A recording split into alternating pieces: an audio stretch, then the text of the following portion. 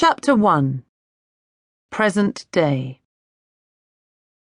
The woman lying on the bunk appeared to be dead, until she sneezed, the violent motion making her skinny body spasm.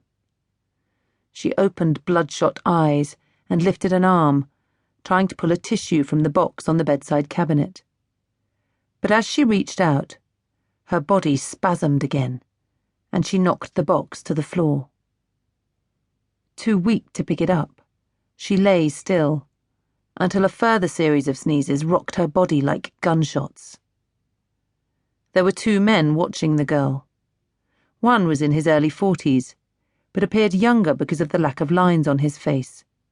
His skin was tanned from a recent holiday in Bangkok, and at first glance he was unusually handsome, like a model in a commercial for razors or fast cars. But anyone gazing at his face for more than a few seconds would notice something strange. He still looked like a model, but a model in a magazine or on a billboard, frozen in time, unanimated. Worst of all were his eyes, which were small and lifeless like a shark's. Secretly, because no one dared criticize him to his face, he had been described as a robot. His name was John Sampson. The other man, whose name was Gaunt, nobody had ever heard him use his first name, was taller and paler, with skin that spoke of months and years spent in artificially lit places like this. He was so thin he appeared to be wasting away. When he was locked in the laboratory, he often forgot to eat. Food wasn't important, nor was sleep. There was too much to do, too many exciting things to be discovered and tested. Nodding towards the woman on the bunk, he said, "She arrived last night. We picked her up at Heathrow and brought her straight here." Sampson said, "What is she? Chinese? Thai?" She reminded him of a girl he'd met in Bangkok. He wondered idly if that girl's family was still looking for her, or if they'd given up by now. If they even cared.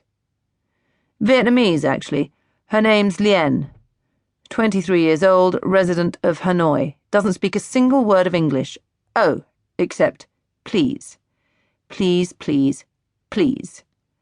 She said that quite a few times, before she lost the ability to speak. I wonder what promises they made to her at the other end.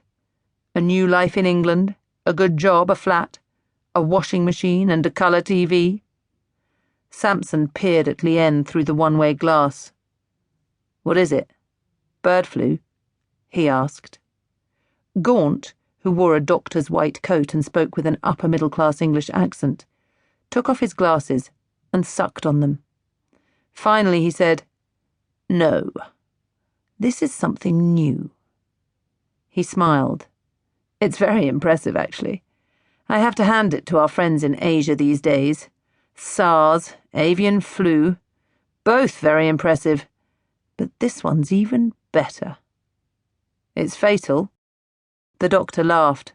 "Oh, yes. Infinitely more so than avian flu." John Sampson looked at Lien again. She had tried, while they were talking, to pick up the glass of water that sat beside the tissue box, but she had knocked that over too. Water dribbled down the side of the cabinet and pooled on the floor. "I'd like to talk to her. I'm afraid that's not possible. She's extremely contagious. She'd just have to breathe in your direction and you'd catch it." Shame. Sampson would have liked to find out how the girl was feeling. "Want to see exactly how contagious this is?" Gaunt gestured for Sampson to follow him. They walked a little way down the harsh, bright corridor beneath fluorescent strip lights that flickered occasionally, and stopped in front of another small room with one-way glass. A second woman, this one Caucasian, with bleached hair and dirty roots, sat on the edge of the bed. She looked miserable and confused, not as far gone as Lien, but she had a red nose, pink eyes, and she held a box of tissues in her lap. Sampson waited for the doctor to explain. "She's a prostitute, Serbian.